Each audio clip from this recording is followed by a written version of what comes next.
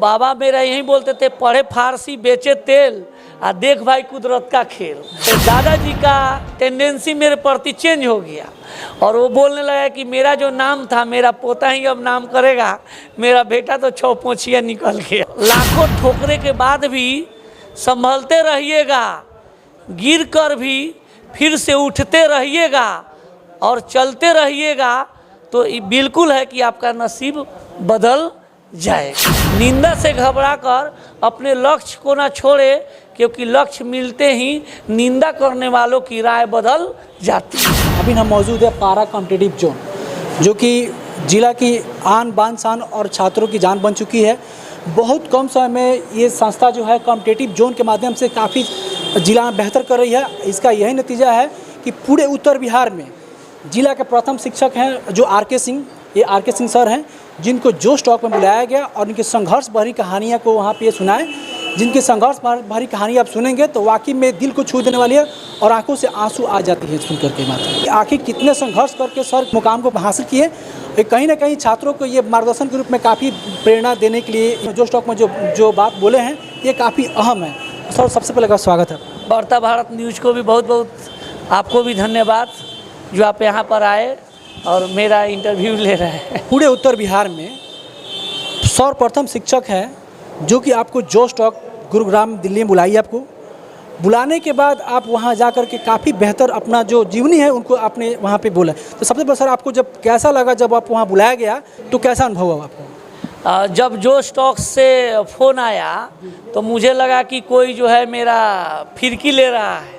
जो मैडम बोली उनसे बोले कि आप जो है जोश टॉक्स के ईमेल आईडी से मेरे मेल आईडी पर जो है मैसेज कीजिए, तब मैं विश्वास करूंगा कि आप जो हैं जोश टॉक्स से आपने कॉल किया है। और यह जोश टॉक्स पर जो भी मेरे को वो लोग जाना, जोश टॉक्स पर ऐसा तो नहीं है कि बहुत सारे लोग हैं तो जानेंगे कैसे। तो इसमें मेरा जो एक प्रिय छात्र शिवम है, जिनके द्वारा वहाँ पे जोश टॉक्स को बताया गया, उनके दोस्त के द्वारा भी, और जोश टॉक से आया मेरे को भी कॉल आया, इंक्वायरी हुई, वेरिफिकेशन लोग करवाया। उसके बाद मेरे को टाइम दिया कि आप दिल्ली आइए सर। फिर मैं वहाँ पे गया, अपना जीवनी जो है बताए।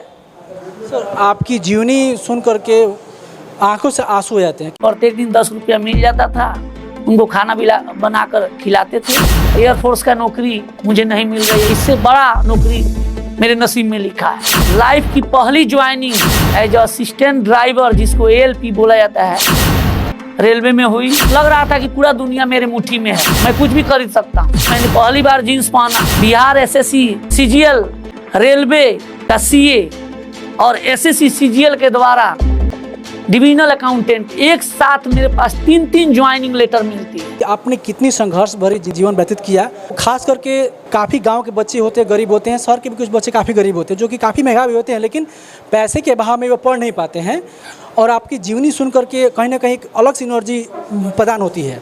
तो उन छात्रों के लिए क्या कहना चाहेंगे जो कि आपको जीवन से उनको प्रेरणा मिल सके?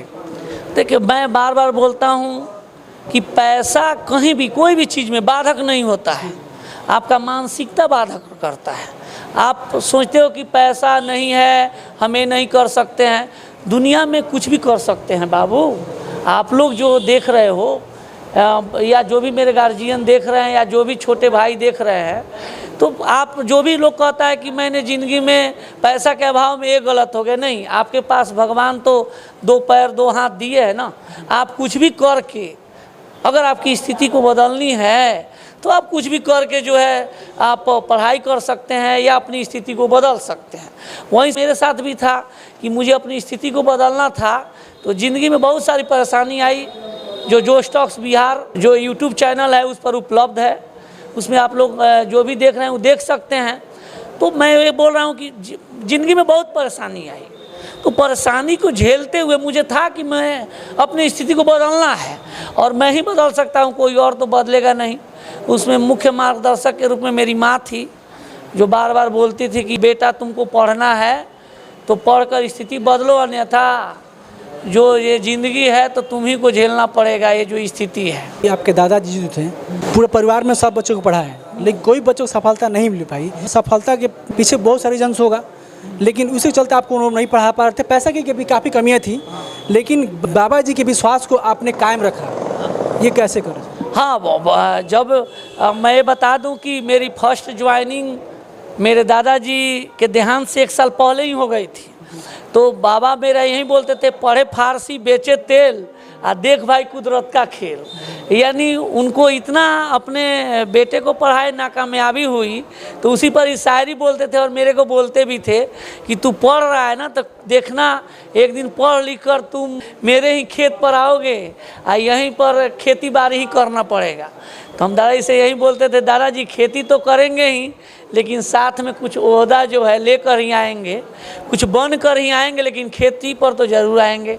और जब मेरी जब जॉब हो गई तो मेरे दादाजी का टेंडेंसी मेरे प्रति चेंज हो गया, और वो बोलने लगा कि मेरा जो नाम था मेरा पोता ही अब नाम करेगा, मेरा बेटा तो 6 पोंछिया निकल गया।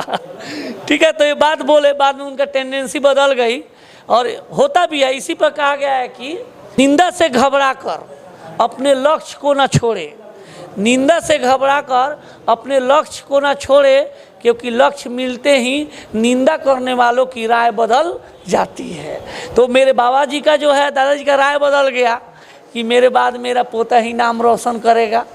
तो मेरे को लक्ष्य मिला, उसके बाद 1 साल के बाद मेरे दादाजी का देहांत हो गया।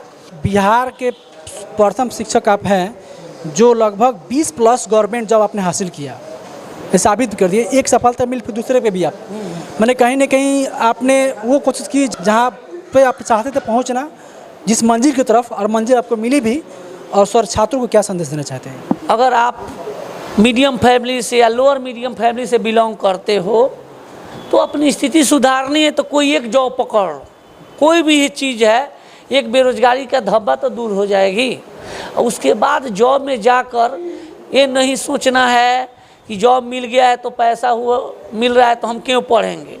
आप अपॉर्चुनिटी को ढूंढिए और अपने गार्जियन से बोलिए कि हमको समय और दीजिए, अन्यथा बहुत लोग का नौकरी होने के बाद लगता है लोग अगुआ लोग दौड़ने और शादी भी कर दी जाती है।